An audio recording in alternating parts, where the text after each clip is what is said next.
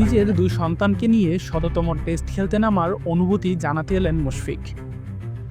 দেশের হয়ে এমন ঐতিহাসিক এক অর্জনের দিনে মুশফিক নিজের পরিবারকেই সবচেয়ে বেশি করে ধন্যবাদ জানাতে চাইলেন। ক্রিকেটারটা মুশফিকুর রহিম বলেই হয়তো ধন্যবাদটা বেশি করে প্রাপ্য তার পরিবারের। নিজের বাবা মায়ের সাথে বিশেষ একটা ধন্যবাদ মুশফিক দিয়েছেন তার স্ত্রীকেও, মুশফিকের জন্য অনেক নির্ঘুম রাত কাটানোর জন্য।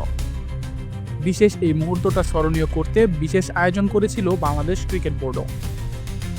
বাংলাদেশের প্রথম টেস্ট ক্যাপ পাওয়া আকরাম খান থেকে শুরু করে মুশফিককে লর্ডসে অভিষেক ক্যাপ পরিয়ে দেয়া হাবিবুল বাশার, সকলেই এই বিশেষ মুহূর্তে মুশফিককে সম্মাননা দেবার অংশ হয়েছেন। 2000 সালে এমন এক নভেম্বরের সকালেই ঢাকাতে শুরু হয়েছিল বাংলাদেশের টেস্ট ক্রিকেটের যাত্রা। 25 বছর পেরিয়ে এসে দেশের হয়ে প্রথম 100তম টেস্ট খেলতে মাঠে নামছেন বাংলাদেশের ইতিহাসের অন্যতম সেরা ব্যাটসম্যান মুশফিকুর রহিম। বছর কয়েক আগেও সেভাবে টেস্ট ক্রিকেট খেলার সুযোগ না পাওয়া বাংলাদেশের কেউ 100 টেস্ট খেলাটা যে কোনো বিচারেই অবিশ্বাস্য এক অর্জন। মুশফিকের সে অর্জন কতটা স্পেশাল তা স্মরণ করাতেই হয়তো ম্যাচের আগে বিশেষ আয়োজন করেছিল বিসিবি।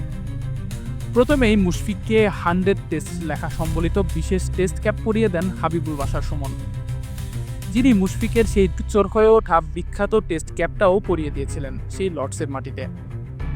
এরপর মুশফিককে বিশেষ সম্মাননা স্মারক উপহার দেন দেশের প্রথম টেস্ট ক্যাপ পাওয়া ক্রিকেটার আকরাম খান এবং দেশের প্রথম টেস্ট সেঞ্চুরিয়ান ও বোর্ড সভাপতি আমিনুল ইসলাম বুলবুল।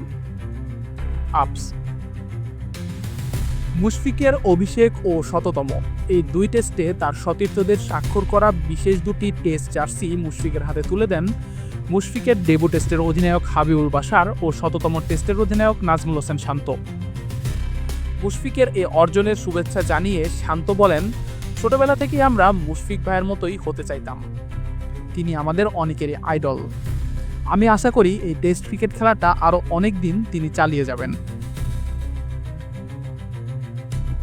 আশিকুর রহমান শান্ত, ডি স্পোর্টস।